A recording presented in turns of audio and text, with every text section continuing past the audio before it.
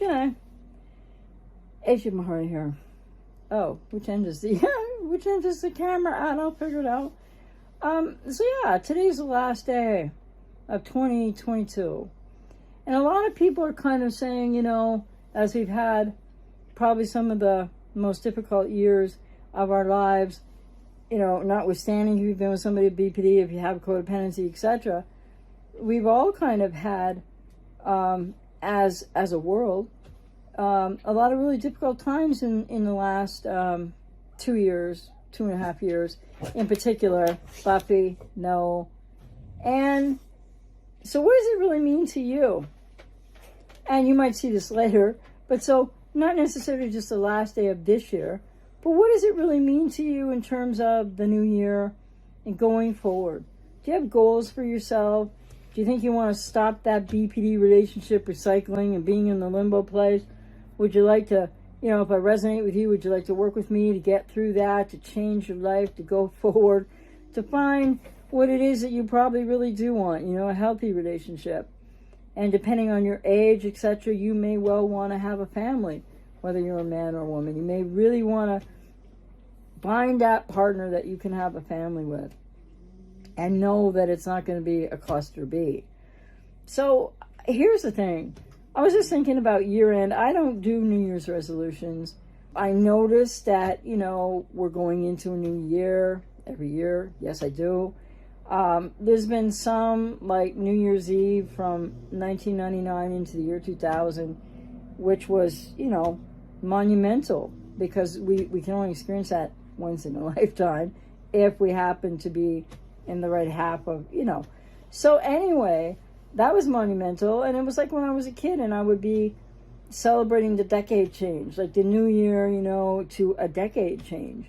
And I grew up in a dysfunctional family, narcissistic dysfunctional family of origin with 2 alcoholic parents, as well as narcissists with comorbidities.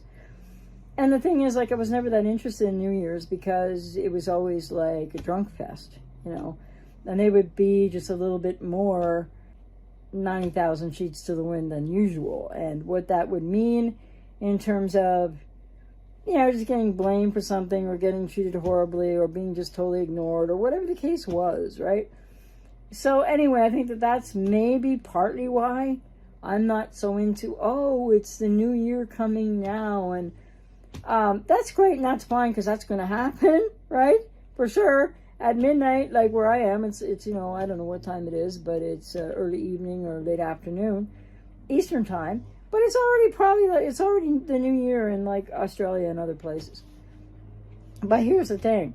So yeah, the new year's are coming, whether we're like down with that or not, or whether it matters or not. So how are you going to leave? Like, I'm not into New Year's resolutions, so that's not what I'm here to talk to you about. If you are, great. But I don't think anybody ever holds to New Year's resolutions. I think it's really much better to think about, as the year changes and you're moving forward into a new year, what is it that you can learn from this past year?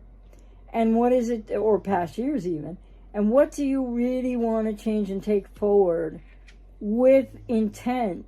Journal about it. And maybe start with this sentence, if you're processing things, or if you're wondering why you're in limbo with that borderline or that, a narcissist or borderline X or whatever, who it's on and off and all that stuff, then maybe just write this sentence down and fill in the blank, which is, with this change of a new year coming, and in the new year, what I want to start to create for myself is, or my intention to set goals based on what I've experienced in 2022, or you might say, and years past, what I am going to really work hard on to leave behind is, and what would that be for you? And I would suggest that for a lot of people with codependency, what you really need to leave behind is staying in the limbo place, recycling with a borderline or a narcissist, or if you think they have both, whatever the case. You really need to, perhaps, you'll write, if you do this exercise, you'll write down whatever, of course, you write down. But I think that something to think about too is, what about me, meaning what about you? Ask yourself that question too as you process things wherever you are with wherever you're at with the borderline or what have you. Why is it? Ask yourself, write it down. Why is it that I'm not really important enough to me in my life, meaning you, to find a way to get into working with someone in the healing recovery process, to be able to reach for the goals that I really want to meet in my life, relationship-wise, maybe family-wise, etc. So this is something that I think people should be thinking about, and people are thinking about, getting into healing recovery journeys all throughout the year, right? And all throughout any year in your life. But whether you do New Year's resolutions or not, I'm just advocating that people don't look at it like, I don't know, maybe New Year's resolutions work for some people. I haven't done it in so long I don't remember, but I think that anything I wrote down, maybe I haven't done it for 20 or 30 years. Maybe anything I wrote down as a New Year's resolution I never kind of really, was committed to, perhaps, maybe. But I think that happens to so many people. Be trite for me to say at this point, but so many people just have this goal, and I have the goal of hopefully my medical situation being, somewhat made much better with the doctor's help and what they're working on right now. But I would not make a New Year's resolution to lose weight, because this is a medical thing and I can't control it. It's not about diet. But many people are like, every year, the New Year's resolution is they need to lose weight. But does it ever really work? Because think about it. If that's a goal of yours, you need to really think about how come you're not getting there, etc. Like in August. Like starting with that intention in August or something, but like every New Year. And that's just one example. And I think a better example in this area would be if you might have a New Year's resolution type thing that you're thinking about. I really just want to not care about this borderline anymore. I really want to get away from this. I want to stop ruminating. I can't stand this pain anymore. But I want him or her back. But what if you just look at it now in terms of all the experience you've had with a cluster B, or maybe recycling, or maybe more than one cluster B as a significant other? What if you just look at it like, what is it that you want to leave behind? Not only from 2022, but all the years or times prior since you met the cluster B. And for some people, it's years of recycling and on-off, etc. What do you really want to leave behind? Not only heading into a new year, but heading into going forward in your life. And how are you going to go from where you are right now to where you want to be? And have you spent some time even journaling and envisioning what are your goals for where you want to be? And that means a little bit down the road in your future. And we're going on to 2023. Not even withstanding that, what do you really want? Where are you headed for your future? And I would suggest, you might know that answer in many areas of your life if you have codependency. But I would suggest that you may not have a clue about that relationally speaking, right? You may have business goals, you may run your own company, you may have a fantastic career, as many people with codependency do. You have friends, you have some decent family relations, like relationships with your family members in spite of whatever hurt you to cause the codependency from your family of origin. And so all of those things you're working on, but and you're going forward and you're achieving and you're accomplishing and you're kind of where you want to be with many of those things. Many people with codependency are in their lives. So relationally, what do you think's going on for you? Relationally, what do you want to leave behind? What goals do you really have, relationally speaking, to going forward? How are you going to get there? What are they? And really, one would hope that if you think about this, if you journal on this, that it really shouldn't include that borderline in your life. Because if you're doing that, then you're not really kind of sticking to my intent for you of kind of like an exercise of just focusing and really asking yourself some questions, whether you're in a healing recovery journey or not. What do you really want out of your life? Relationally, do you want to have a family? You might already have a child with a cluster B, and that's really complicated. And those children, unfortunately, as the codependent or the non-cluster B, you're the really most important parent. You can't always keep that child from a lot of woundedness. And so what do you really want going forward in your life? And what do you think are the obstacles to you really getting what you want, relationally speaking, relationship-wise?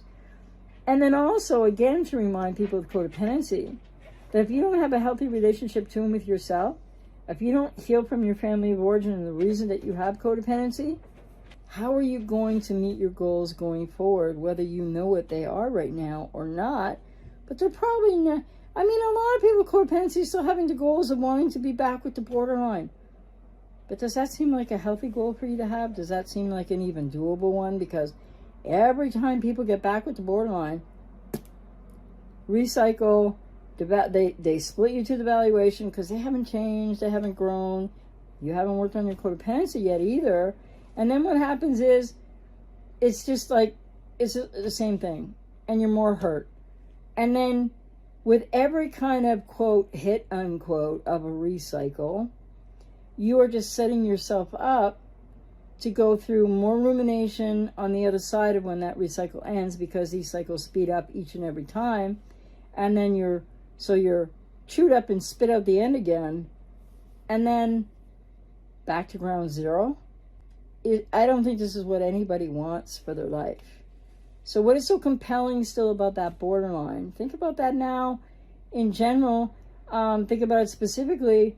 Think about it often, because when you're asking that question or journaling on that question, you are at least somewhat focused on something that might help you to get more focused on you. What do you really want to change going forward in your life? Never mind that it's going to be a new year real soon, or it is for people around the world in some places already. So in 2023, what do you really want to change?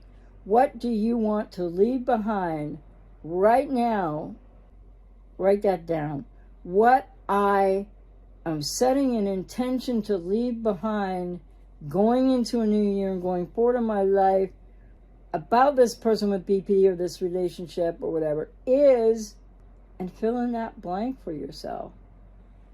And I've said this many times before, but there is no way that you're going to get over the person with BPD, break the unhealthy bond, and be able to go forward without getting into a healing recovery process, processing the pain from the relationship and from your past.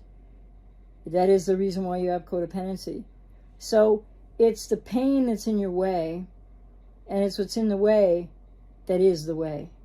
And that makes it not easy, not simple, complicated, in fact, ladies and gentlemen. But when you think about the pain that's in the way, and that is your way toward healing, and whatever you put down, if you do a journal exercise like I've suggested here, whatever you write down that you want to leave behind, you have to go through what's in the way to get to where you want to go. And it's your pain that's in the way. So that means working on, and I help clients to do this too, working on radically accepting something that you don't want to be what it actually is. What is that? The elusive end to the continued recycling, focusing on a borderline or narcissistic ex, being in that limbo place, the revolving door relationship. You deserve so much more. And please think about this as well. When you're in these situations, and I mean no judgment, I say this only with compassion. When you're in these recycling, limbo, the rumination, and you're just abandoning yourself continually, and there are reasons why people with codependency do that are unconscious, that you're replicating things from childhood, and it's complicated in that regard. But when you're doing all of that, what about putting self-respect first? Because self-esteem and self-worth is really damaged to people with codependency. Very low to non-existent for some people with severe codependency. What about the idea that maybe you're tired of being disrespected? Maybe you're tired of actually trying to pursue being seen and heard, getting back to those great feelings at the beginning of the borderline that were too good to be true. Maybe you're so kind of like focused and consumed on that you don't even realize that you're disrespecting yourself and that they disrespect you all day long. Because people with BPD or NPD are not capable of respect, and they don't respect other people. So what about even trying to think of it that way, that you deserve to respect yourself or to learn how if there's something blocking you in a relationship kind of way, that you don't need to be this endless people pleaser in order that somebody would respect, love, and care about you. But you might not fully believe that yet. With the woundedness of codependency and what's really your pain from that situation, as well as the relationship with cluster B, that's in the way. That is your way. You need to make a choice to take a journey toward that pain that's in your way. And I'm out here to work with people and help people to do just that. And whatever you do or you don't do, or if you see this video or you don't see this video till days later, or maybe even later than that, it's never too late to kind of follow what I was talking about, even though some of it was prefaced around this is the last day of 2022 and moving on to 2023. But I'm not talking about New Year's resolution talk anyway. So if you see this down the road, you can still think about what I suggested you might want to journal about, might help you. And it has really nothing only to do with, today is December 31st, 2022. And let me just look. Oh, it's almost 6 o'clock here. So in 6 hours and 5 minutes, 6 hours and 5 minutes in my time zone, it will be 2023. Because I don't really care about that. It's like it's so arbitrary. Because you know what makes every moment of our lives important? The fact that we're there, the fact that each of us are people and our lives are important to us, and this journey in and throughout life here on this planet and all that. What's really important about that is that you are somebody who's being the best you can be, and growing and healing and moving forward, and knowing that you deserve all the best of all that you put hard work into to manifest, to gain, to create in your life based on your goals and what you want. None of that includes a relationship with a borderline untreated or even undiagnosed or a narcissist. If you think about it, maybe you can really, at least in your mind, go, yeah, that makes sense. But I still want her back might be your next thought. Or I still want him back. That's fair enough. Just know that this is where codependents maybe don't realize their choice point. Because you just feel like that borderline is controlling you. And they have controlled you. Because you've allowed them to. And you didn't know that all the time, right? But now that you know it, please become a little more aware that even though rumination doesn't feel like a choice, not like you're sitting there choosing to ruminate or experience cognitive dissonance or continue to hurt and abandon yourself. No, you're not consciously making those choices. But to get out of those experiences and that pain, you need to make a different kind of choice. You need to make a really conscious choice. That for a lot of people, it feels impossible to make it. It's like, I don't know how to do this. I have clients that say to me as we begin working together, or they begin their process, or even at different junctures in the process, I don't know really, like, is this like really worth it? Because am I ever gonna stop feeling what I feel? And of course, people have lots of times like that. We can all have a moment like that in our lives about just about anything, probably. It's pretty human. But the key thing is to be aware that you're making choices, maybe without being aware you're making choices, like to continue in recycling with the borderline, or that the rumination drives you back to like, oh, if they hoover and that phone rings or you get that text message and they want to talk, oh, good, thank God. Good. For what reason? It's only going to happen all over again.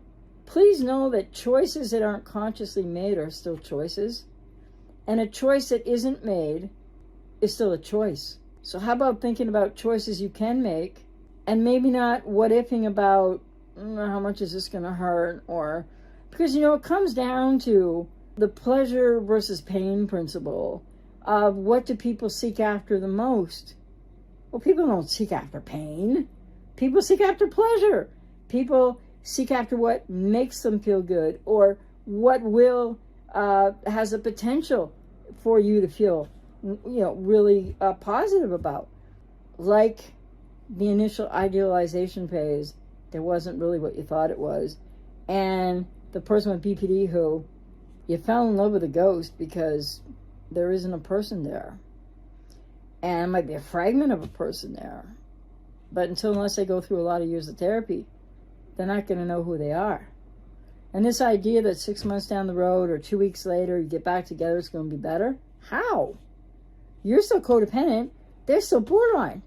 Same thing's going to repeat. Anyway, that's the bad news. The good news is that you can unchoose it. And you need to unchoose it. And choose a healing recovery process. I'm out here to work with you if I resonate with you. Because otherwise, you need to make this choice. And then take action. So that you can be walking down a path that you're reclaiming your autonomy and agency on that path toward healing codependency to be an independent person, and healing from that relationship. And that takes longer for people. And you know what? I fully well want to acknowledge this. It's not going to feel like you want to let go of that person with BPD. It's not going to feel like you know how to do this. It's not going to feel like a lot of people don't even believe they can do this. Heal and recover and actually let go of that person and move on and be happy. Happier more often than not. So don't lean on how you feel. Lean on what you need to think about, making a choice to take the action step of getting into a healing recovery process, and to focus on you, which isn't narcissistic. It's what you deserve. So I hope that was helpful. Take care.